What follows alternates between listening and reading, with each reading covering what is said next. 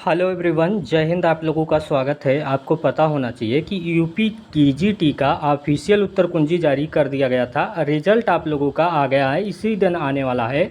आप लोगों को मैं सबसे खास बात बता दे रहा हूं कि बहुत सारे प्रश्न पे ऑब्जेक्शन उठाया गया था। कितना अंक किस विषय में बढ़ सकता है, इसकी भी मैं जानकारी दूंगा।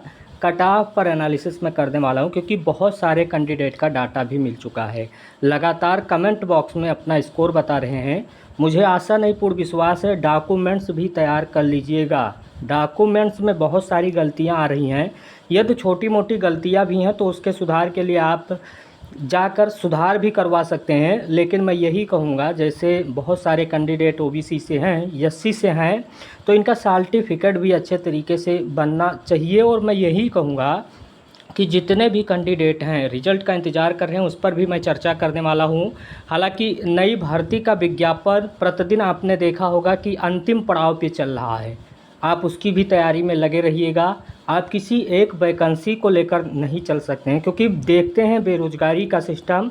आप कहीं ना कहीं नई वैकेंसी में भी अपनी जी जान लगा सकते हैं। सबसे इम्पॉर्टेंट बात है, मैं आप लोगों को बता दूं, 5 से 7 जुलाई आप लोगों की यहाँ पर जो परिणाम है वो घोषित करने की बात कही गई है। कितनी सच्चाई है, आखिरकार ये जानकारी कहाँ से निकल के सामने आया है? क्या आयोग ने स्पष्ट तौर पे कहीं पर न्यूज़ में बोल दिया है, या हवाई बातें चल रही हैं? इस पर भी मैं चर्चा करने वाला हूं। सबसे इम्पॉर्टेंट बात मैं आप लोगों को बता दूं कि परिणाम का जो तिथि निकल के आया है वो अभी मैं बताया हूं, उस पर भी मैं चर्चा करूंगा।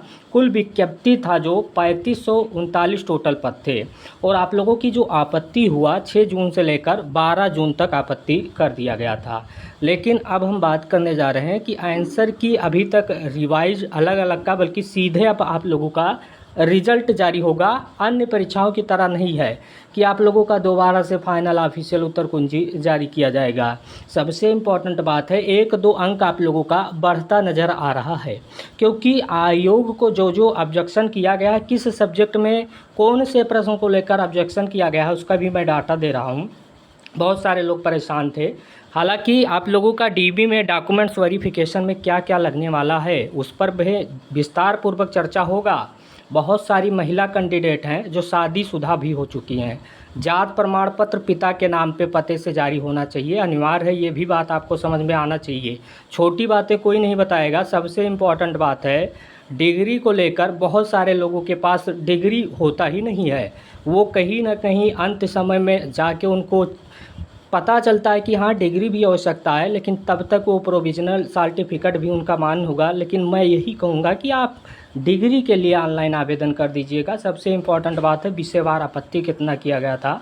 कुल टोटल जो प्रश्न आपत्ति किया गया था वो 43 प्रश्नों पर आपत्ति किया गया था। किस सब्जेक्ट में कितना आपत्ति किया गया था? आप सोशल साइंस के स्टूडेंट हैं तो 5 प्रश्न ऐसे थे जिस पर आपत्ति दर्ज किया गया है। इंग्लिश और फिजिक्स एजुकेशन है, फिजिकल एजुकेशन है, साइंस है, तो आपका 4 प्रश्न ऐसा है जिस पे ऑब्जेक्शन किया गया है। Math, science, commerce, art, biology के अभ्यर्थी हैं तो 3 प्रश्न पे आपत्ति किया गया है। Hindi, home science, Urdu 2 subject पे आप लोगों का, इतने सब्जेक्ट पे 2 प्रश्न पे ऑब्जेक्शन किया गया है। म्यूजिक के अभ्यर्थी का 1 प्रश्न पे ऑब्जेक्शन किया गया है। लोगों के मन में सवाल है कि 5 प्रश्नों पे ऑब्जेक्शन किया गया है, तो आखिरकार कितना यहाँ पर सही हो सकता है? तो मैं समझता हूँ कि 1-2 अंक कहीं ना कहीं हर सब्जेक्ट में मिलने की संभावना पूरी है। आयोग के ऋणात्मक अंक ना होने की वजह से कट ऑफ पर थोड़ा सा संशय बरकरार है। कट ऑफ 3 रीजन से कम भी जा रहा है, उसका मैं रीज़न बता देता हूँ। हालांकि एक रीज़न सबसे बड़ा है कि कट ऑफ सबसे अधिक भी जा रहा है, वैकेंसी कम है। सभी को पता है कि जो टोटल संख्या है वो कम दिखाई दे रहा है, इसीलिए अभ्यर्थी के मन में टेंशन भी है कि आखिरकार इस सब्जेक्ट का कट ऑफ बहुत अधिक जा सकता है। खासकर फीमेल कैंडिडेट बहुत परेशान है, क्योंकि उनका पद बहुत कम है। आप देखेंगे कि लगभग आपका 35 से 39 पद हैं। और मैं कट ऑफ पर भी थोड़ा सा चर्चा कर लेता हूं। जो रिजल्ट की जानकारी सूचना मिली थी उसके बारे में मैं बता दे रहा हूं। हिंदी के कैंडिडेट बहुत सारे लोगों ने तो बता दिया कि 125 प्रश्नों में लगभग 120 जिनका प्लस है वही सेफ हैं, तो ऐसा नहीं है। इतना अधिक भी नहीं जाएगा, लेकिन हाँ कट ऑफ उम्मीद है। जो जो क्वेश्चन आपने किया होगा, जैसे अब इंग्लिश के छात्र कहें कि कट ऑफ बहुत अधिक जाएगा, तो ऐसी बात नहीं है, क्योंकि इंग्लिश का पेपर सबसे कठिन माना जा रहा है अब तक का आयोग का, क्योंकि 37 प्रश्न आप देखे होंगे आउट ऑफ सिलेबस जारी किया गया था।